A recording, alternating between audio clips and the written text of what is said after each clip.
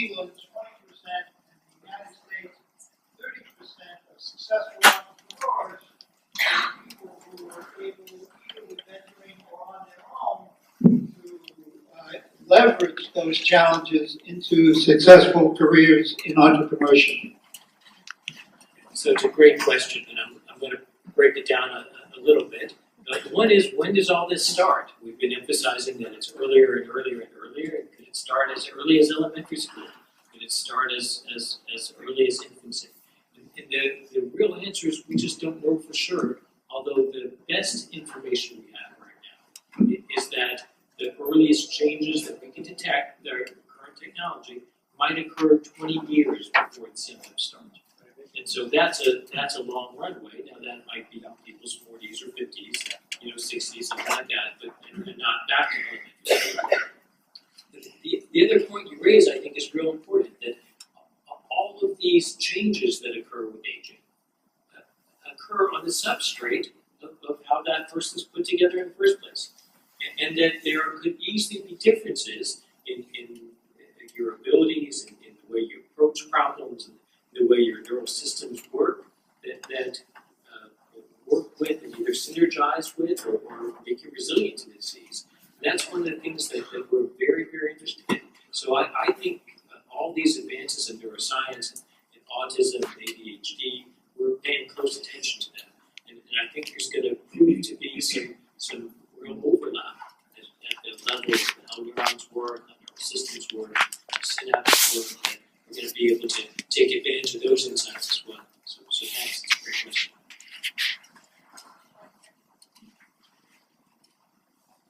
I noticed on your map of where the participant studies are going on is that there is no study center in Florida, which is certainly an aging population, which would seem to be worth studying. Is there a reason why we're not there particularly? Yes, there's two reasons.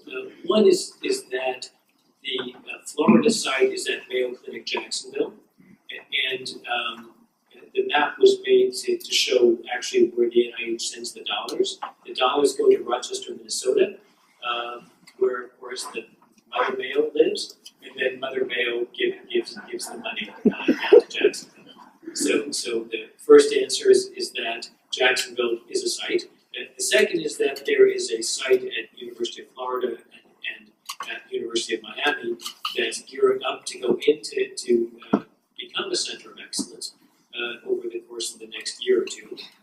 And so they're working hard to get to the point where they'll be recognized for their accomplishments. Could you please comment a little more on your studies in relation to smell? I think that's fascinating. And in addition to the smell, would that have any relationship also to taste? Dr. Yap, can you ask Dr. Albers to take the microphone for this? Over here.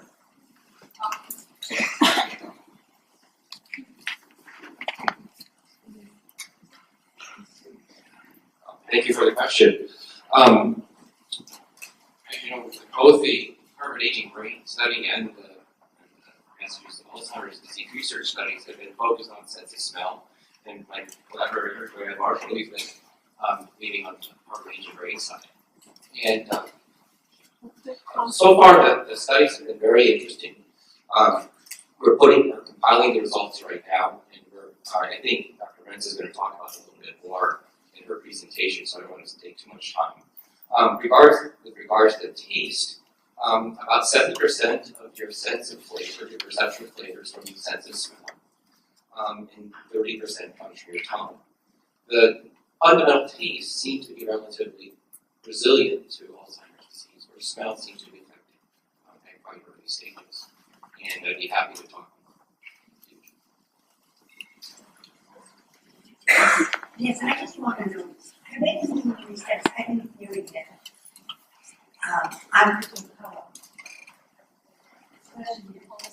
Artificial coloring, especially with children, they have so much of it, and they don't eat much because their bodies are small. Is this something I've heard that it could contribute to Alzheimer's?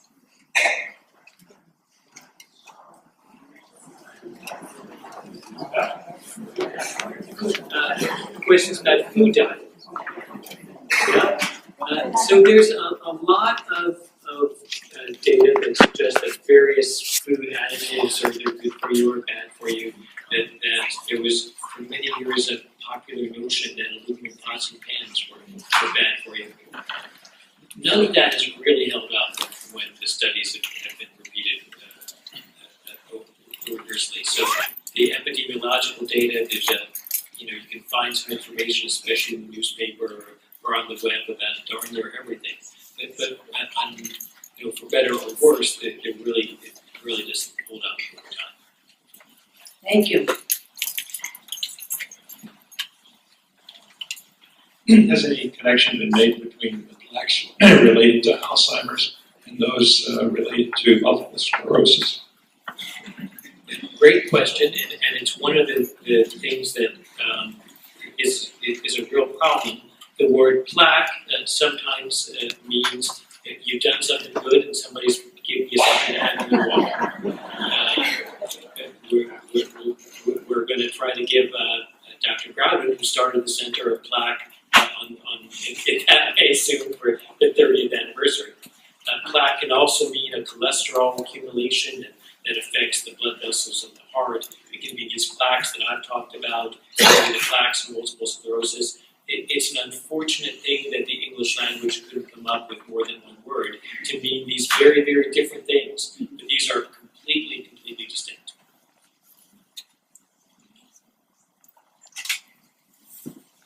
I know that early detection is the key goal in the study.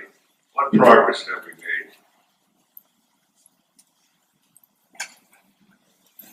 Dr. Spurley, do you want to address that now or in the time? I'm going to bore you with 15 minutes on progress. I'll hold on to that. Yeah, so hold on to that thought. Exactly. We donate our brains. I'm assuming there's no way to correlate my brain with my research stuff. Actually, that's the power of doing it, that we absolutely coordinate your brain with your research stuff. Now, I do want to say that all of this is done in an environment where your name, your birthday, other individual identifiers that could be, are taken away from the records. But if you're A69273, that's what your memory tests were, that's what your brain is, that's what your MRI scan is, that's what your genes are, that all comes back together. And I will say that we have the ability, and it's a little bit squishy here, how to describe it, but if we discover something that we think would be medically important in any of these studies, or the MRI scans, or the PET scans, any of the testing at all, we have the ability to go back and link it back to your name and so forth, so that we can contact you and we can contact your doctor. And because it's important, if we happen to see something on an MRI scan that you didn't know about, well, obviously we want you to know that. And so almost all of the information is linked together, but separated from your name for privacy reasons. And yet there's a way to break that if we need to. You mentioned some animal testing.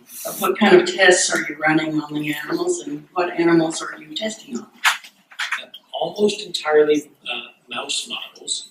These are transgenic models in which we've have the mice created in a way that they can replicate many of the changes that occur in Alzheimer's disease. And the goals of those models are to test out medications to see if we can either slow down or prevent the process in the mice to give us a leg up, because in the mice the whole process plays out in the course of 8 or 10 months. In people, of course, it plays out in the course of 8 or 10 years, and so it's faster and more efficient. And of course, we don't have to we can do the early development phase of the drugs studies in the mice. One more question. I think it'll come from here. Please hold on to your questions. We have plenty of opportunity for more questions as each of the speakers speak. But one more question here.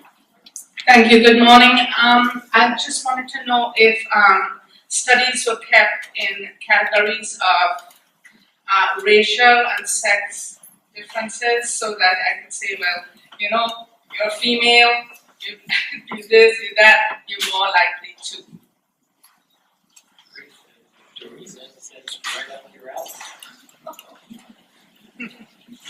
Yes, they are. In fact, we are very, very interested in trying to understand the differences, you know, between men and women, between different racial and ethnic groups. We're trying to, which is through the hard work of Tammy Faye, go out into the community and be able to recruit people from various different ethnicities because, and racial groups because for a long time, we've been just focused on Caucasians, and what we're discovering is that people of Hispanic or African American descent may have even greater risk for some of the diseases that we're studying, and we want to bring our findings to those populations as well. So, great question, and we're working on that.